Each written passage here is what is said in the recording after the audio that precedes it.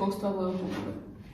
No, tie presne nepoznáme, ale vieme naisto, že školstvo sa rozvíjalo vo väznici, pretože vtedy to nebola väznica, ale bola to pevnosť. A pevnosť a mestečko boli vždy veľmi úzko prepojené a zároveň sa rozvíjalo školstvo aj v mestečku, ktoré vzniklo pri pevnosti. Tá situácia bola veľmi zaujímavá, pretože my by sme ani nemali možno žiadne zmienky o tom, že tam vôbec nejaká škola bola, ale dvaja barokoví známi slovenskí spisovatelia, Ján Simonides a Tobiáš Masník, ktorí tu boli odsúdení, boli to evanjelickí kňazi a bolo ich tu niekoľko desiatok. A keď mali byť transportovaní z Leopoldovskej trestnice, tak sa im podarilo utiecť a oni veľmi podrobne opísali podmienky Leopoldovskej trestnice, a to hovorím o období 70. rokov 17. storočia. A medzi niektorými informáciami sa tam spomína aj istý rektor Bene. Bene bolo jeho meno a rektor bol vlastne učiteľ v tom období, takže je to jednoznačný dôkaz o tom, že vo väznici, respektíve vo vtedajšej vojenskej pevnosti už vtedy existovala škola.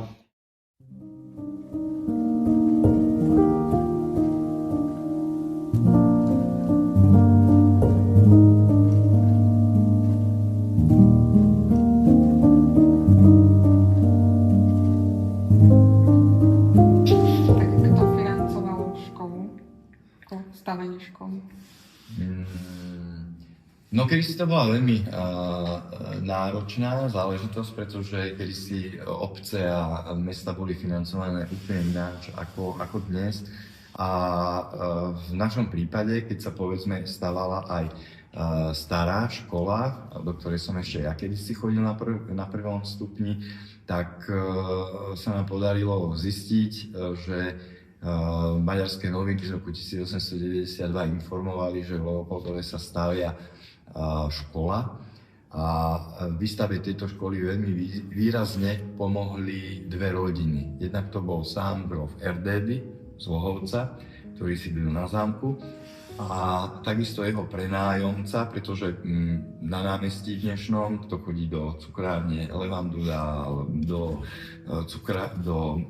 zmrzlinu si kúpiť, alebo kto chodí do pneuservisu, ktorý je hneď za rohom, tak to všetko bol ten starý erdédyovský majer a ten mala v prenájme židovská rodina Weinbergerovcov. A práve títo Weinbergerovci ako jediní z tedajšieho mestečka poskytli veľmi veľkú čiastku peňazí na to, aby vôbec táto škola vznikla.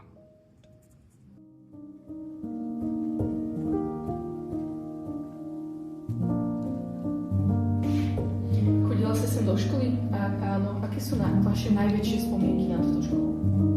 Áno, ja som chodila do základnej školy v Leopoldove a vtedy v čase, keď som nastúpila do prvého ročníka, tak sme začínali chodiť do starej základnej školy, kde teraz sa nachádza obchod a prevádzka súkromného podnikateľa. A čo si tak spomínam na moje pôsobenie v základnej škole, tak to bolo vlastne vyučovanie aj v poobedných hodinách, kedy sme začínali, myslím, o 1 hodine a niekedy do 4:30 aj sme boli, čo v zimných mesiacoch bolo veľmi zaujímavé, pretože sme sa vracali už po tme. Takže to sú moje také spomienky. A potom ešte kachle v triede, do ktorých sme prikladali uhlie a lavor s modrou krhlou, kde sme si umývali ruky. Ale jednoducho vtedy to bolo tak. Ak si spomínate na starú školu? No, stará škola. Oproti dnešným pomerom sa to vôbec nedá porovnať. Triedy boli veľké, svetlé, ale z triedy sa išlo hneď von na dvor. Žiadne prezúvanie. Prostred dvora bola jedna studňa, kde sa chodilo na vodu celý deň. Kúrilo sa v kachliach a detičky alebo pani školničky nosili kýble s uhlím alebo kýble s vodou. A nás bolo toľko, že bolo dvojsmenné vyučovanie. Na starú školu chodili aj stupeň 1-5, aj 6-9. všetci sme tam chodili. Keďže nás bolo veľa, tak jedna skupina sa učila do obeda, povedzme A triedy, a B triedy sa učili po obede. A veľká robota to bola aj pre pani školníčky, lebo v zime sa musel udržiavať oheň aj pre tie deti, ktoré chodili po obede. Do 5. hodiny večer, do 17. sa učilo. No a potom pani školníčky museli čakať, lež kachle vyhasnú, až potom mohli začať vyberať popol a dávať triesky, že ráno už o 6 začali kúriť, keď boli tuhé mrazy, aby deti prišli v teple, aby sedeli v teple v škole. Aké boli niekedy krúžky na školách? Krúžky boli podobné týmto. Bol výtvarný krúžok, krúžok ručných prác, krúžok varenia a pani učiteľka Mikušová na tejto škole viedla modelársky krúžok. A deti zostavovali lietadlá, malé aj s motorčekmi, aj s ovládaním ďákovým a mali veľmi dobré úspechy, lebo vyhrávali aj celoštátne súťaže a často sa zúčastnili aj medzinárodných súťaží.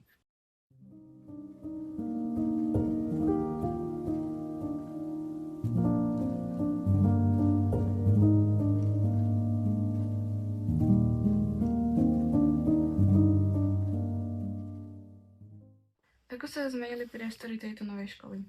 Priestory sa zmenili veľmi, pretože tam, kde je dneska zborovňa, tam bola kresliareň.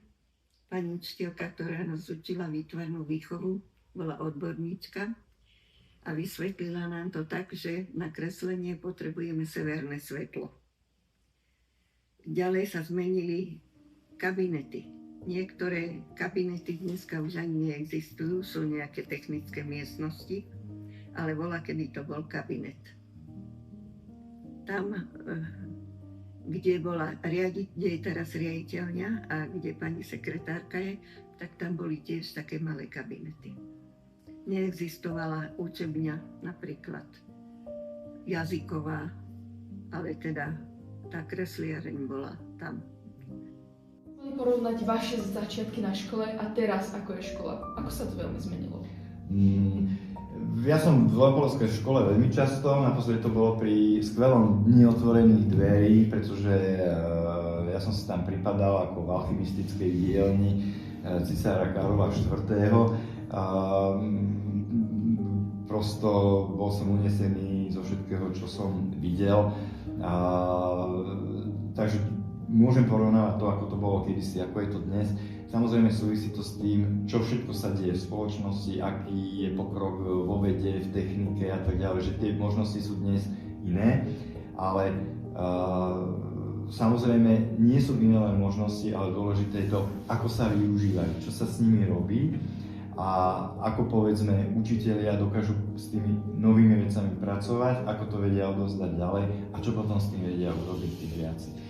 A mám z tohto celého veľmi dobrý pocit, pretože aj ten deň otvorených dverí, ale aj mnohé ďalšie úspechy leopoldovských žiakov, ako sa prezentujú, ukazujú, že prosto, že Leopoldovi to vedia robiť. Na čo ste najviac hrdá? Ani sa nedá povedať, že najviac a úplne vybrať, že na čo najviac, ale sú to rôzne oblasti. Určite som hrdá na žiakov, na ich úspechy, na to, ako slušne vedia vystupovať, ako dokážu reprezentovať meno školy, do ktorej chodia. Tie úspechy, ktoré dosahujú, sú naozaj z rozličných oblastí. Či je to šport, alebo je to jazykové znalosti. Hrdá som na to, že majú stále záujem o to udržiavať staré tradície a nemyslím iba tie folklórne, ale myslím aj tie, ktoré založili už pedagógovia, vyučujúci a vedenie školy v tých minulých obdobiach. To je napríklad žiacka konferencia, ktorú dokážeme dodnes udržiavať v takej podobe, aká bola voľakedy, pridávame tam nové témy, modernizujeme ju, digitalizujeme ju. Takže na žiakov. Potom na učiteľov, ktorí neúnavne hľadajú ďalšie a ďalšie možnosti, ako žiakom sprostredkovať učivo, vzdelanie, poznanie novým spôsobom, modernejším spôsobom, snažia sa im priblížiť, sú nápomocní v hľadaní toho, že kam by tá škola ešte mohla ísť, kam by mohla sa otočiť, ako by to mohlo vyzerať v budúcnosti. Som veľmi rada, že v poslednej dobe ste priložili aj výruku k dielu ako žiaci, pretože vaše návrhy na to, ako by sa mohla ešte estetizovať škola a prostredie, boli veľmi nápadité a musím povedať, že mnohými som sa nechala inšpirovať a budeme ďalej pokračovať na tom, aby sme tie nápady dotvorili do podoby, ktorú ste navrhli. No a v neposlednej rade som hrdá na to, že stále máme okolo seba ľudí, na ktorých sa môžeme obrátiť, ktorí nám pomôžu pri problémoch, ktorým čelíme, či už sú to rôzne projekty na stavebné úpravy, ktoré treba robiť na škole, alebo sú to také bežné veci ako doplnenie kreatívneho materiálu, alebo úplne jednoduchá ľudská pomoc pri organizovaní niečoho. Takže na to som ešte veľmi hrdá.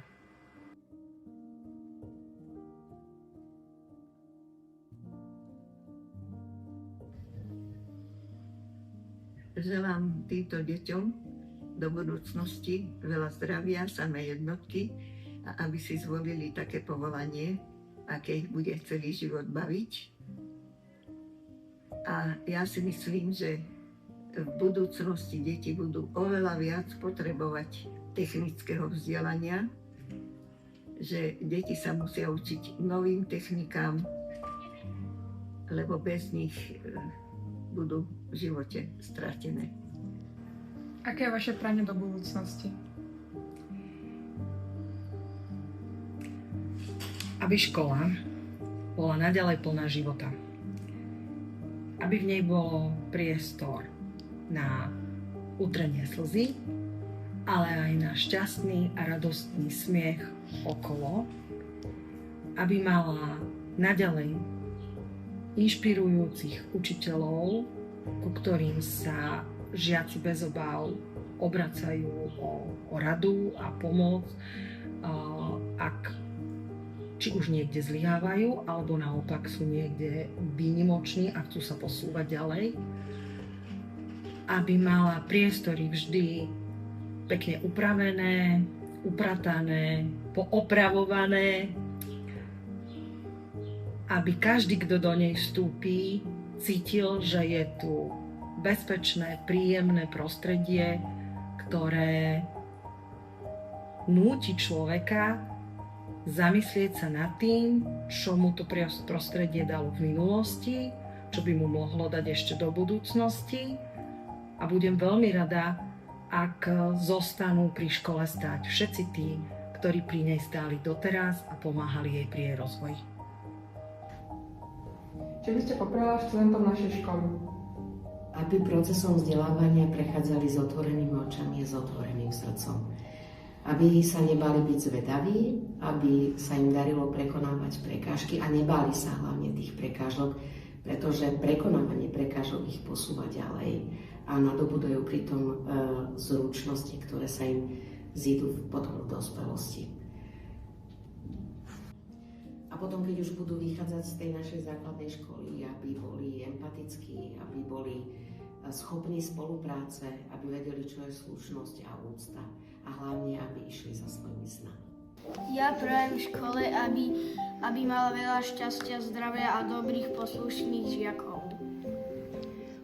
Ja si želám, aby sa naša škola dožila 200 rokov a bola s tým krásna. Pani učiteľky mali radosť z žiakov.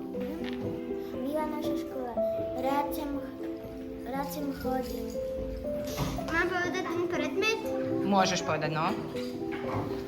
Najlepší predmet na škole je výtvarná a telocvik. Potom matematika, to je asi to všetko. by som povedal. Ona škola, prajem ti veľa úspešných a zdravých žiakov, nech sa tu páči aj učiteľom a nech sa naďalej rozvíjaš a zväčšuješ. Milá škola, prajem ti veľa úspechov, nech sa tu bude páčiť aj prváčikom, aj učiteľom, nech sa im tu bude dariť a aby si ďalej rástla a tak ďalej. Milá škola, si krásna, máme tu pekné učiteľky a sú nádherné, máme tu pekné dievčatá, múdrych chlapcov. Prajem škole, aby ju žiaci neničili a poslúchali pani učiteľky, aby nečmarali a netrhali z knihy listy. Ja si želám, aby žiaci odtiaľto prečítali skoro aj všetky knihy a aby, keď budú deviatáci, vyšli odtiaľto múdri a so spomienkami. Ja želám škole, aby sa žiaci dobre učili. Milá škola, blahoželáme ti k 80. výročiu, Aby si bola čistá, aby si dlho stála aby si mala dobrých učiteľov, a dobrých žiakov. Všetko najlepšie k výročiu školy. aby sa tu žiakom páčilo a mali veľa kamarátov. všetko najlepšie k 80. výročiu školy a nech budú všetky pani učiteľky zdravé aj s našou milou pani riaditeľkou a nech všetci žiaci budú šťastní. Ja prajem všetko najlepšie k 80. výročiu školy a aj keď je niekedy nejaký problém, tak sa to vždy vyrieši a spravil som si v škole veľmi veľa kamarátov. Tak prajem veľmi veľa šťastia k riaditeľke a všetkým učiteľkám. Ja prajem na 80. výročiu školy, aby mala veľa učiteľov, aby pani riaditeľka bola zdravá, šťastná, aby všetci mali radi. Želáme našej škole, aby sa rozvíjala v technike, vyhrávala rôzne súťaže, aby mala veľa úspešných žiakov. Želám budúcim deviatakom, aby sa dostali na stredné školy. Milá škola, ďakujem za to, že mám také dobré pani učiteľky, za to, že sú na mňa milé a za to, že máme pekné lavice a za to, že nás tak dobre učia. Milá škola, prajeme ti veľa zdravia, šťastia a menej úrazov.